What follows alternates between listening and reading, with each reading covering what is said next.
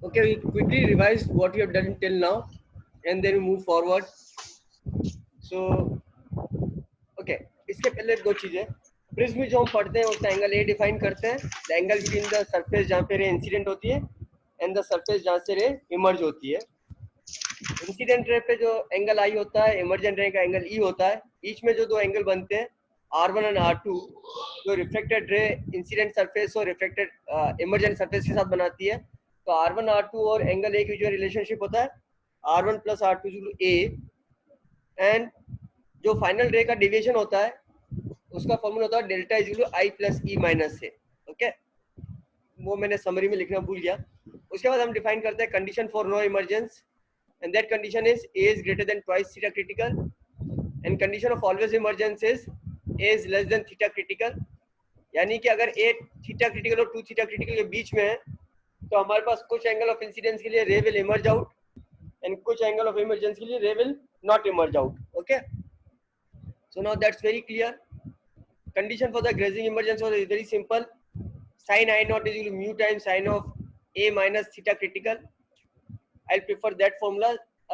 Sin I naught is mu times sin of A minus theta critical. और उसमें तुम्हारे को क्लियरली पता चल जाता है A is greater than theta critical, पहली बात. And mu not sine of A minus theta critical में जब A को 2 थीटा क्रिटिकल पुट करोगे तो साइन आई नॉट की वैल्यू 1 हो जाएगी. तो अगर A को 2 थीटा क्रिटिकल से ज्यादा ले जाओगे तो साइन ऑफ आई नॉट की वैल्यू 1 से ज्यादा हो जाएगी और साइन थीटा का मैक्सिमम वैल्यू 1 होती है. सही, right?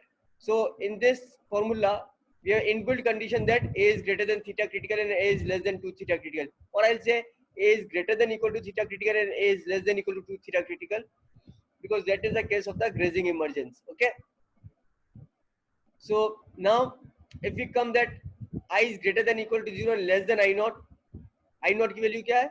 Mu sign of A minus theta critical, तो इमरजेंस नहीं होगा. And if I is greater than equal to I naught and less than pi by 2, ray will always emerge. Okay, so ये सारे result अगर तुम्हारे को याद है तो प्रिज्म के सवाल बहुत इजीली चुटकियों में सॉल्व हो जाएंगे. You just have to apply the your practice, जो तुम सवालों की प्रैक्टिस करोगे. फिर हमने क्या था, कंडीशन फॉर मिनिमम डेविएशन, और मैंने डायरेक्टली बोल दिया था the condition for minimum deviation is angle of incidence is equal to angle of emergence. Okay, जिसको तुम डिफरेंशिएट करके प्रूव कर भी सकते हो चाहो तो, अपने नोट्स में दे रखा है, बट वो प्रूफ मैं यहाँ पे क्लास में नहीं कर रहा हूँ. So when I is equal to e then delta will be minimum. तो डेल्टा का फॉर्मूला क्या? I plus E minus a. So I is equal to e will give you delta is equal to 2i minus a. Apply the Snell's law and solve it for sin I is equal to mu sin R1 and sin R2 is mu sin E. You will get this relationship: mu is equal to sin I upon sin R is equal to sin of delta min plus a by 2 upon sin of a by 2. Okay, so this result is very important, and we'll use this result directly to solve many of the problems. Okay, condition for maximum deviation was, I said that when I is equal to I max is 90 degree, and if I max is 90 degree, then delta max will be 90 plus sin inverse mu of sin of A minus theta critical minus A. तो यहाँ पे तुम angle of incidence जो था delta क्या होता है? I plus E minus A. So I is 90 degree and E is sin inverse mu of sin of A minus theta critical. अगर तुम इस कंडीशन को ऊपर वाली कंडीशन से देखोगे, यहाँ वाली कंडीशन से, this condition and this condition are exactly opposite to each other. ऊपर वाली कंडीशन में ये एंगल ऑफ इंसिडेंस है जो कि ग्रेजिंग इमरजेंस के लिए था, यानी 90 डिग्री पे रे इमर्ज कर रही थी. अब अगर रे 90 डिग्री पे इंसिडेंट है तो जो इमरजेंट एंगल होगा वो वही होगा जो ग्रेजिंग इमरजेंस के लिए इंसिडेंट एंगल था, because of the law of reversibility of the path of the light. है ना, लाइट जिस पाथ से आती है उसी पाथ से वापस से जाती है. तो अगर आई नोट पे इंसिडेंट होती है तो 90 डिग्री पे एग्जिट होती.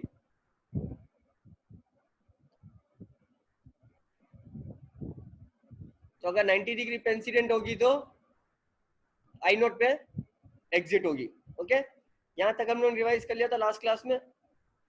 सो let's move to the next topic. इसके पहले मैं वापस से इस पे आ जाता हूँ.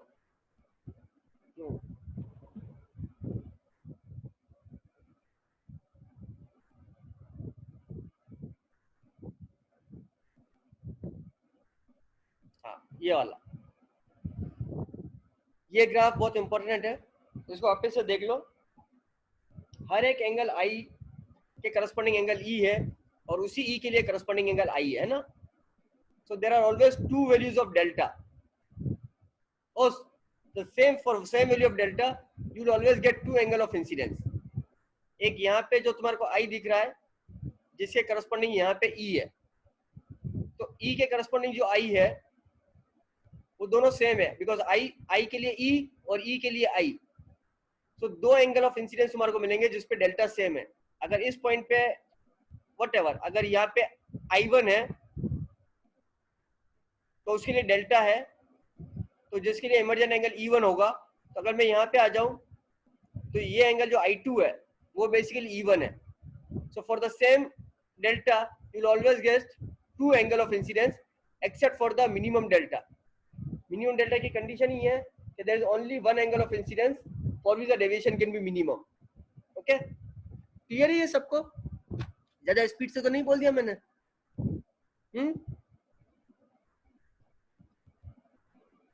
अब बात ये है कि ये आई मीन जीरो क्यों नहीं है परदीन? अगर आई मैक्स की वैल्यू 90 डिग्री जा रही है तो आई मीन जीरो क्यों नहीं है?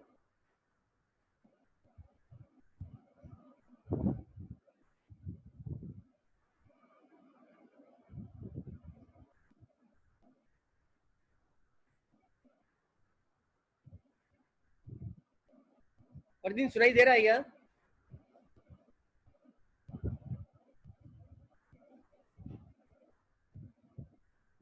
हेलो, हाँ बोल। क्या पूछा आपने? मैं पूछ रहा हूँ कि आई मीन की वैल्यू जीरो क्यों नहीं है?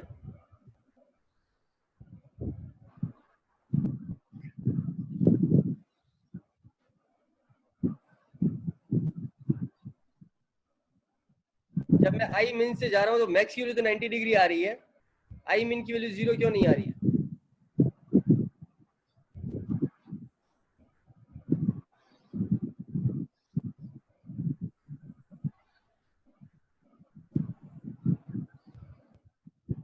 आइडिया नहीं है।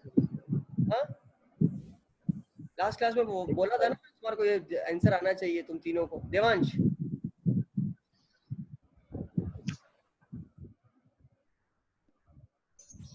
नहीं पता। विदित, सर नहीं पता। यशा, नो आइडिया। किसी को है?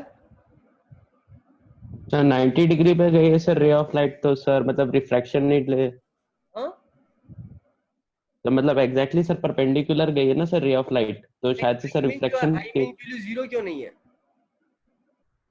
हाँ परपेंडिकुलर है तो क्या? तो सर मतलब रिफ्रैक्शन सर टेक प्लेस नहीं लेगा sir. Can you look at my mouse जहाँ पे मैं कुछ चीज पॉइंट आउट कर रहा हूँ?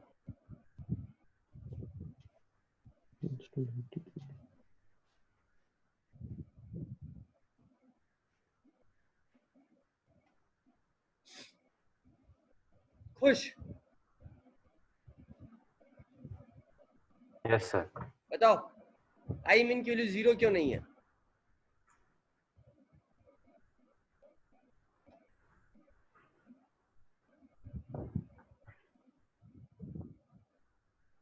सर आइडिया नहीं है। अरे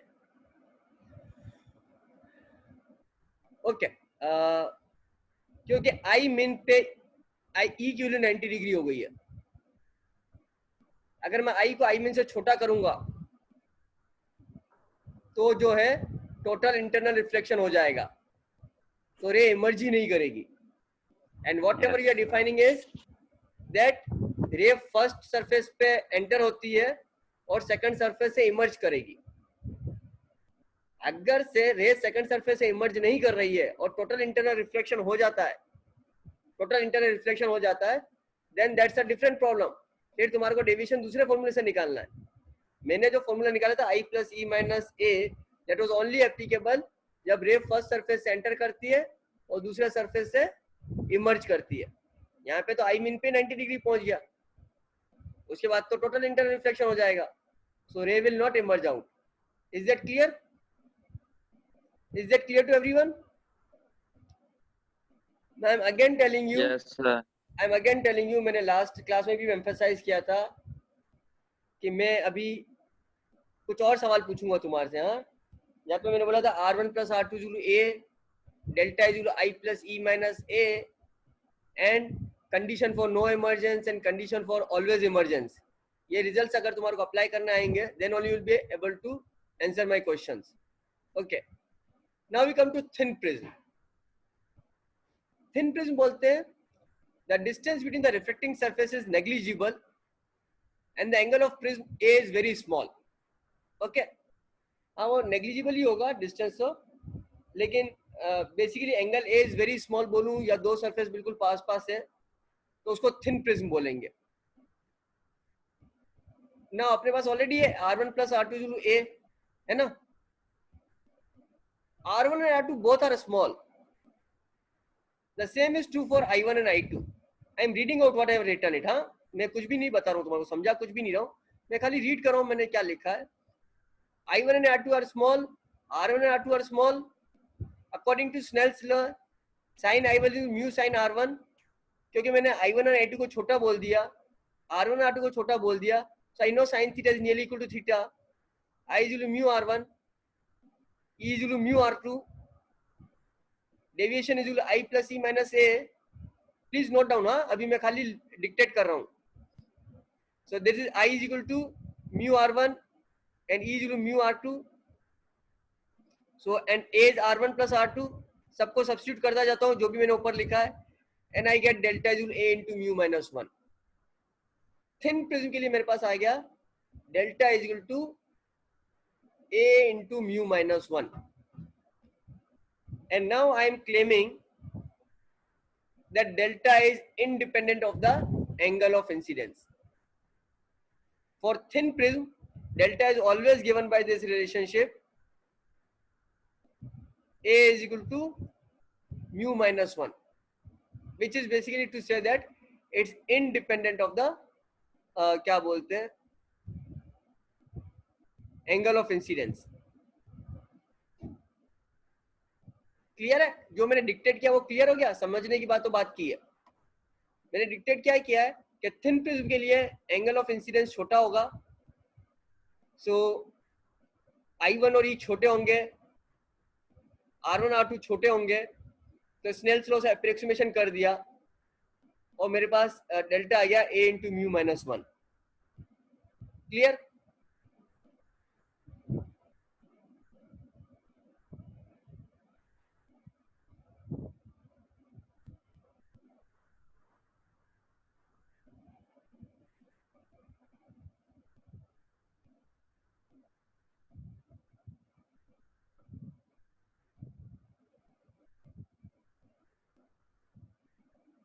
ये मेरी एंगल ऑफ ये इंसिडेंट रे है और ये रिफ्लेक्टेड रे है.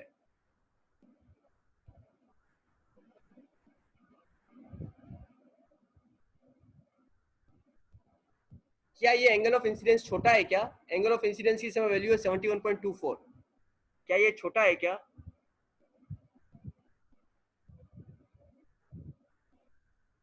मुदित,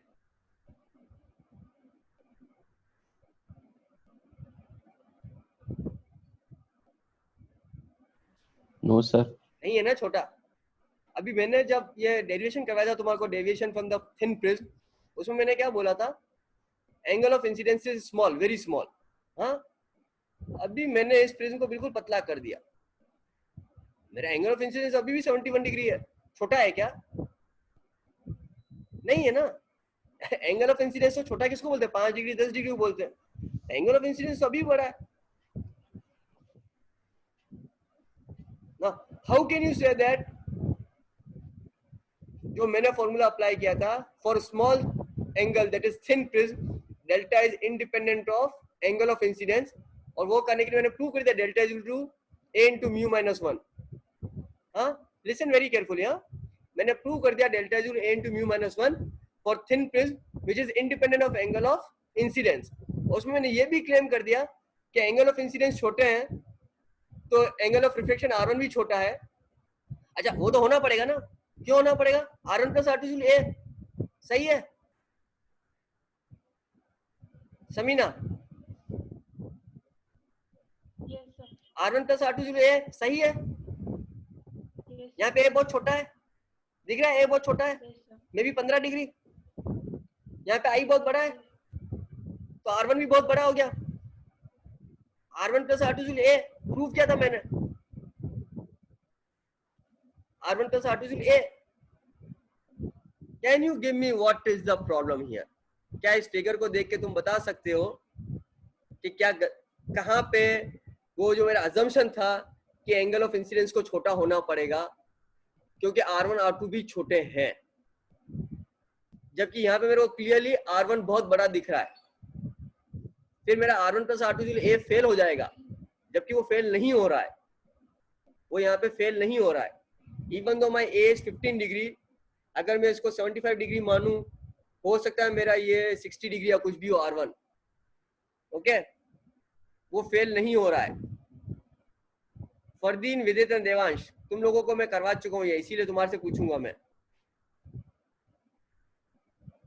सी द फिगर केयरफुली।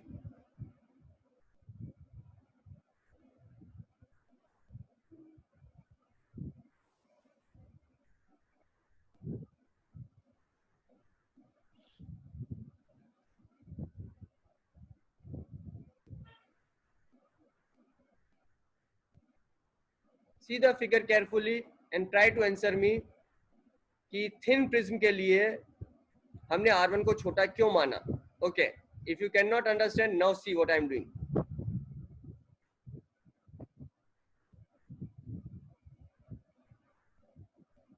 अब पता चल रहा है क्या कि मैंने थिन प्रिज्म के लिए R1 को छोटा क्यों माना, और R1 छोटा है तो I भी छोटा होगा, और अगर वो अजम्पशन सही है कि R1 छोटा है तो I भी छोटा होगा, तो मेरा delta is equal to A into mu minus 1 सही रिजल्ट है।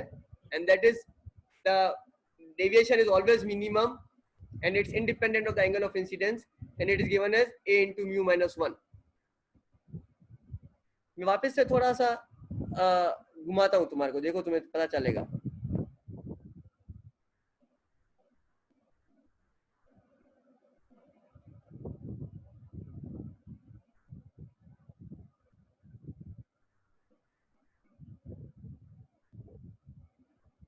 बहुत छोटा है, हाँ ध्यान रख लेना जो भी चेंज है।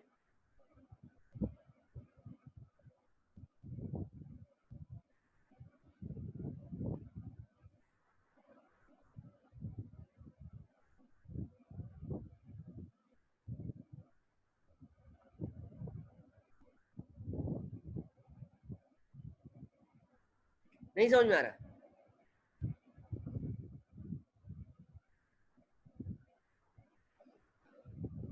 नहीं समझ में आ रहा? इतना क्लियर तो बता रहा हूँ यहाँ मैं तुम्हारे को। सर ये अनडेविएटेड जा रही है। नहीं नहीं, अनडेविएट क्यों जा रही है? डेविएट तो हो रही है। हम तो मैथमेटिक्स की बात करें, डेविएशन की बात ही नहीं कर रहे अभी।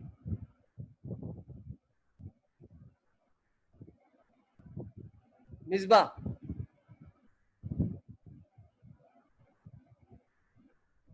शुभम,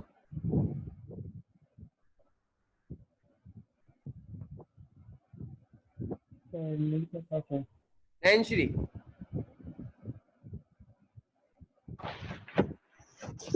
पर एंगल इंक्रीज होता जा रहा है, मतलब यशा,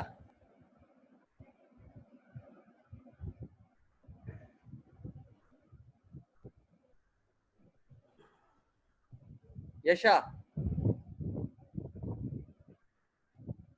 सर जब प्रिज्म छोटा है, मतलब थिन प्रिज्म है, तो फिर दोनों नॉर्मल ऑलमोस्ट पैरेलल हो रही है, तो फिर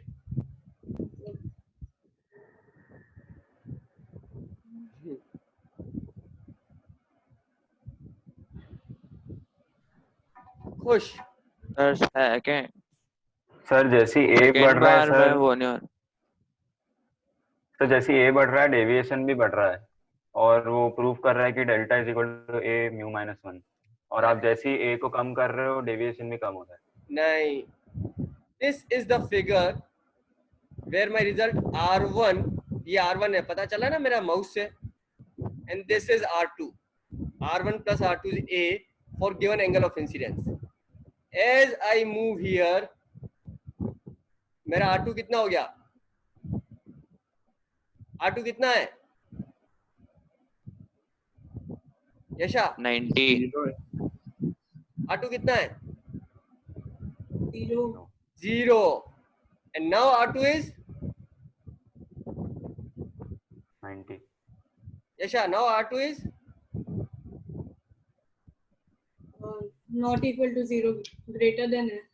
कितना है? I don't want the number. मैं कुछ और पूछ रहा हूँ. Devansh, can you visualize?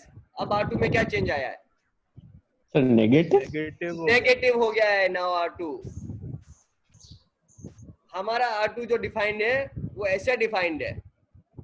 Surface पे जब इंसिडेंट करवा रहे थे हम रे प्रिज्म में, अगर ये इंसिडेंट रे है तो सरफेस पे रे ऐसे इंसिडेंट हो रही है, and this angle was defined as R2, which was positive angle. As soon as I move here for the small angle prism, this R2 is becoming negative. तो अगर भले ही R1 ज्यादा हो, R1 plus R2 अभी भी है क्योंकि ये R2 नेगेटिव हो गया है, बट इसके लिए हमने डेविएशन डिफाइन ही नहीं किया है, हमने पॉजिटिव एंगल के लिए डिफाइन किया है. Now if I make this angle of incidence very small, you see इधर आके now the R2 is becoming, मे भी मैं थोड़ा सा मूव करूं ऊपर नीचे कहीं पे, now R2 is becoming positive.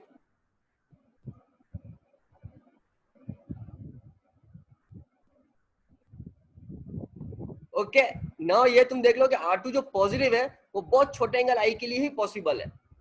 जैसे ही तुम I को थोड़ा सा बड़ा करोगे, R1 जैसे ही बड़ा हो जाएगा, या यूं बोलो कि R1 जैसे ही A को एक्सीड कर जाएगा, R2 को नेगेटिव होना पड़ेगा. और हमने जो डेरिवेशन ओरिजिनली किया था उसमें R2 जो था पॉजिटिव एंगल के लिए डिराइव किया था, तो डेरिवेशन जो डिराइव किया था पॉजिटिव एंगल के लिए था.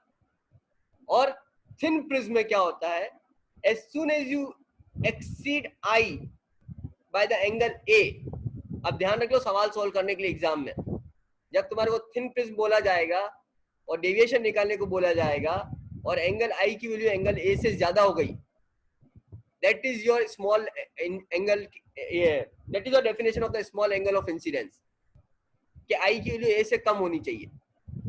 I की वैल्यू जैसे ही A से ज्यादा हुई, सपोज कर लो I की वैल्यू 5 डिग्री दी है, सॉरी A की वैल्यू 5 डिग्री दी है और एंगल ऑफ इंसिडेंस 7 डिग्री है, तुम क्या सोचोगे? एंगल ऑफ इंसिडेंस क्या है? स्मॉल है. But angle of incidence small नहीं है क्योंकि R2 नेगेटिव हो रहा है. So in solving the problem, जब डेविएशन निकालना है, delta is equal to A into mu minus 1 for the thin prism, which is valid for small angle of incidence. That small of angle of incidence means I is less than A. Not numerically I की value छोटी है. अगर मैंने prism का angle 10 degree लिया है तो I की वैल्यू 10 डिग्री से छोटी होनी चाहिए. उस केस में मेरा R1 बहुत छोटा होगा, R2 भी बहुत छोटा होगा और delta A into mu minus 1 हो जाएगा. लेकिन अगर A के 10 डिग्री के लिए I की वैल्यू 12 डिग्री ले ली तो अब R2 की वैल्यू नेगेटिव हो जाएगी और तुम्हारा वो फॉर्मूला फेल हो जाएगा. क्लियर है? So in the exam, make sure that you don't make this mistake. Is this clear that thin prism के लिए वो अपन एंगल ऑफ इंसिडेंस छोटा क्यों लेते हैं? डेल्टा डिफाइन करने के लिए. नहीं तो हमारा डेल्टा हमारे को दूसरे तरीके से डिफाइन करना होगा.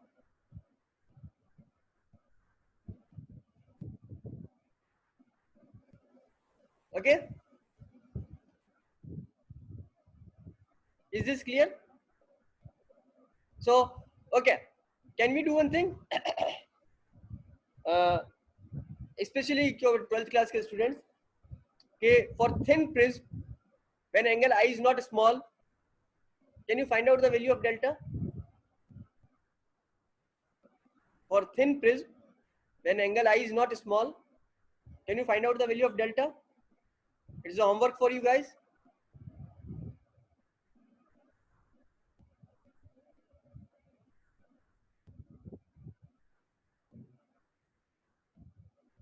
ओके, सबको क्लियर हो गया ये?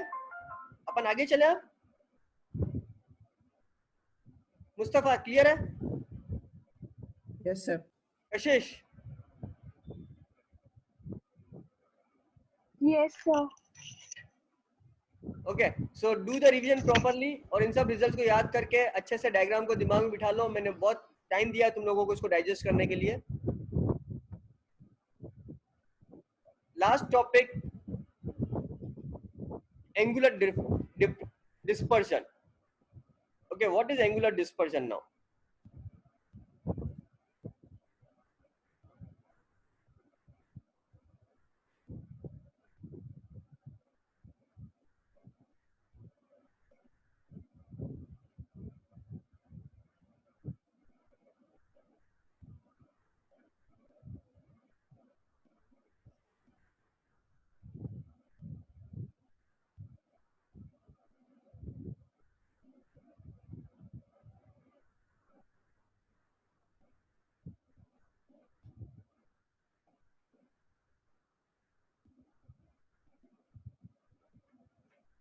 मेरी फाइल ही नहीं आ रही है।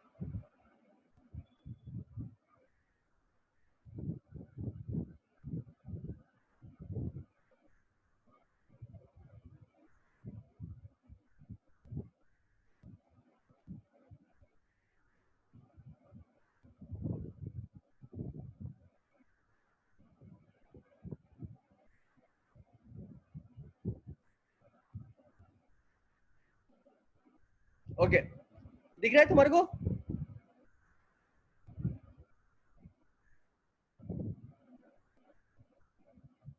यशा दिख रहा है? Yes, sir. Okay, this is known as angular dispersion. यहां से व्हाइट लाइट आई, क्योंकि white light is basically composed of 7 colours और हर कलर की वेवलेंथ अलग होती है। एंड कोशिश फॉर्मूला से हमारे को मालूम है कि mu is given by a complex relation of a plus b upon lambda square plus something. We can say that with the increase in the lambda, mu decreases. So it's basically dispersed into 7 colors. तो तुम देख लो, सबसे ज्यादा deviation violet colour का हो रहा है और सबसे कम डेविएशन रेड कलर का हो रहा है।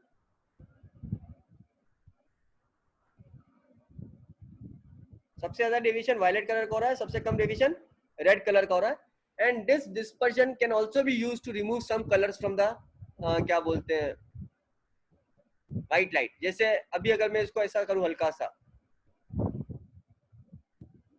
देख रहे हो तुम, इस एंगल ऑफ इंसिडेंस पे जाके मेरी violet colour total internal reflection हो गया। थोड़ा सा एंगल ऑफ इंसिडेंस और कम किया तो ब्लू का भी टोटल इंटर रिफ्लेक्शन हो गया। थोड़ा और कम किया तो ग्रीन भी गायब, येलो भी गायब, ऑरेंज भी गायब। व्हाट इज हैपनिंग इज मेरे को खाली रेड लाइट मिली। Okay, so now I can extract only red colour by properly adjusting the angle of the prism और total inter reflection का जो भी है mu adjust करके I can see कि खाली रेड लाइट बाहर आ रही है। So this is one of the use of the dispersion। इस पे भी सवाल आ जाते हैं कभी कभी कि तुम्हें कौन सा कलर ऑफ द लाइट मिलेगा, कौन सा नहीं मिलेगा।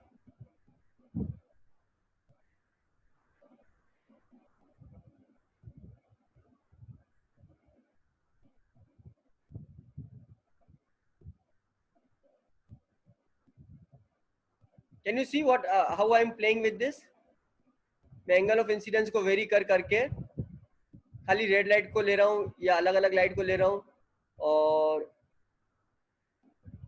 क्या बोलते हैं अलग अलग मटेरियल का प्रिज्म लेके, अलग अलग मटेरियल का प्रिज्म लेके ये देखो, अगर प्रिज्म का मटेरियल सेम था एनवायरनमेंट जैसा तो डिस्पर्शन हुआ ही नहीं। जैसे जैसे मैं अलग अलग क्वालिटी के मटेरियल ले रहा हूँ which has large variation of क्या बोलते हैं, जिसमें अलग अलग लाइट के लिए म्यू का डिफरेंस बढ़ता जा रहा है, परसेंटेज डिफरेंस, क्योंकि हर मटेरियल एक जैसे बिहेव नहीं करता है। ये मटेरियल कुछ ऐसा है जिसके लिए वायलेट लाइट का डेविएशन बहुत ज्यादा, रेड लाइट का डेविएशन बहुत कम है। लेकिन ये ऐसा है, सॉरी, ये कोई मटेरियल ऐसा है जिसमें लगभग बराबर होता जा रहा है। सो मोर द रिफ्रैक्टिव इंडेक्स अलग अलग मटेरियल के लिए सेम होते जाए, अलग अलग वेवलेंथ के लिए सेम होते जाएंगे, डिस्पर्जन नेरो डाउन होता जाएगा. Okay, is this clear?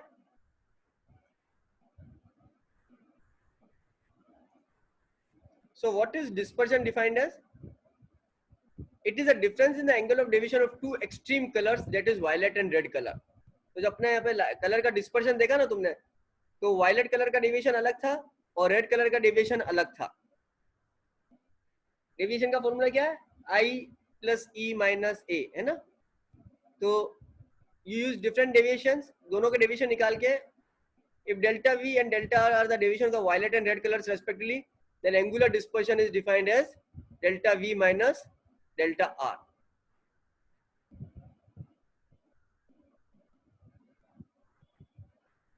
Now if you talk about the thin prism, ये वापस से thin prism की बात कर रहा है, then delta is mu minus 1 into A.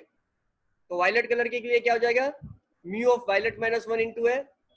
Red colour के लिए हो जाएगा mu of red minus 1 into A. तो जो अपना डेविएशन आएगा, सॉरी एंगुलर डिस्पर्जन आएगा, वो mu of violet minus 1 into A minus mu of red minus 1 into A. ये जो रिलेशनशिप निकाला है अपन ने, this relationship is only valid for thin prism. Okay, ये जो एंगुलर डिस्पर्जन का फॉर्मूला निकाला है अपन ने, this is only valid for thin prism.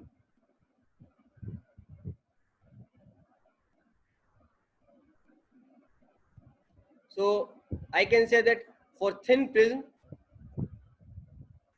angular dispersion is given as mu of violet minus mu of red into A.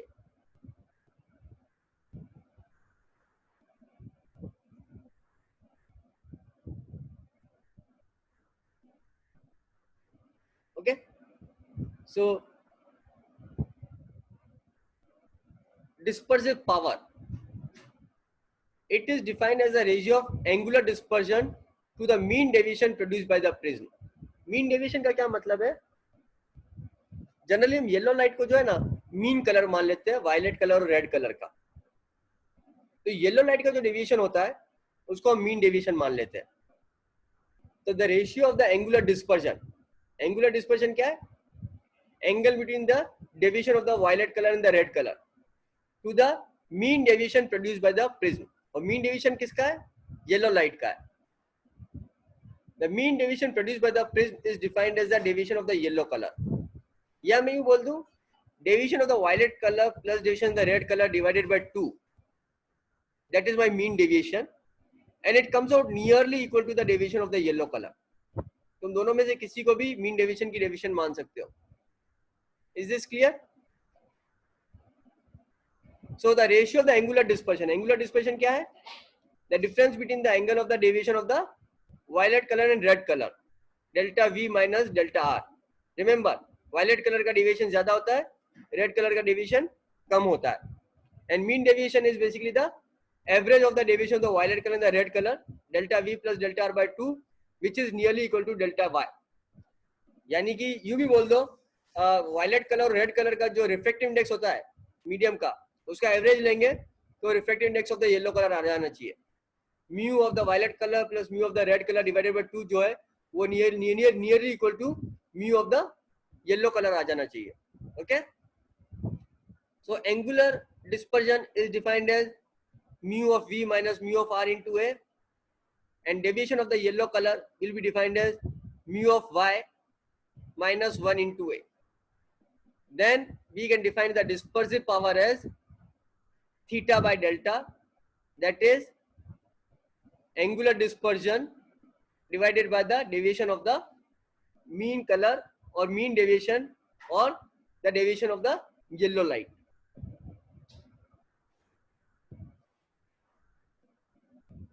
Okay, I will stop here only.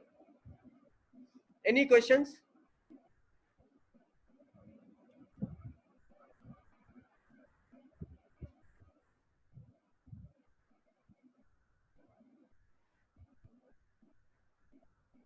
विद्युत कोई question है क्या? Sir अगर नहीं thin सर. prism नहीं sir अगर thin prism नहीं हुआ, बड़ा प्रिज्म हुआ, तो उसमें भी ऐसे डेविएशन निकाले तो डिवाइड करके निकालेंगे ना. डेफिनेशन सेम रहेगी, डेफिनेशन सेम रहेगी, लेकिन क्योंकि ये सब थिन प्रिज्म के लिए डिफाइन किया गया है, तो अपन जबरदस्ती क्यों करें? अपने सिलेबस में जितना उतना ही करो. For the practice purpose yes you can do, for the practice purpose you can do, but उसमें क्या होगा, ये जो एक्सप्रेशंस आएंगे ना वो साइन इनवर्स में आएंगे, तो कोई अच्छा सा एक्सप्रेशन डिराइव नहीं कर पाओगे. तो जैसे मैंने तुम्हारे को अभी मिनिमम डेविएशन के लिए भी बोला था ना, फॉर द थिन प्रिज्म बोला था delta is equal to a into mu minus 1. तो जैसे अगर अपन एंगल आई बढ़ा देंगे तो एक्सप्रेशन आएगा ना, वो कोई अच्छा एक्सप्रेशन नहीं आएगा, तो वो रिजल्ट कोई यूज करने लायक नहीं है, अपने को मजा नहीं आएगा उसको यूज करने में. बट ठीक है, फॉर द वो मैंने इसलिए करने को बोला है क्योंकि उससे तुम्हारी ट्रिग्नोमेट्री और मैथ्स की प्रैक्टिस होगी, तुम्हें ये पता चलेगा कि फॉर्मूला कब कहाँ यूज करना होता है. स्पेसिफिकली जेईई एडवांस में हमेशा ऐसे सवाल आ जाते हैं जो तुम्हारे बेसिक्स को चेक करते हैं. बेसिक्स को चेक करने का क्या मतलब है प्रिज्म में, कि एंगल ऑफ इंसिडेंस है, R1 निकालो, R1 है, R2 निकालो, R2 है, E निकालो, and then apply all the triangles and geometry and find the deviation. That is basically the basic. और उस बेसिक के ऊपर अपन ने जो फॉर्मूला डिराइव कर दिए हैं, उसमें जो अजम्पशंस है हमारे, वो हमारे को मालूम है या नहीं मालूम है, that is more important. Like R1 plus R2 A, उसमें R1 और R2 जो एंगल थे वो पर्टिकुलर डायरेक्शन में डिफाइंड थे. अगर अपन ने उस R1 R2 का डायरेक्शन चेंज कर दिया वो तो नेगेटिव हो जाएंगे, राइट? जैसे कि फॉर एग्जांपल ये left with only 1 minute, but अगर तुम इसको देखोगे,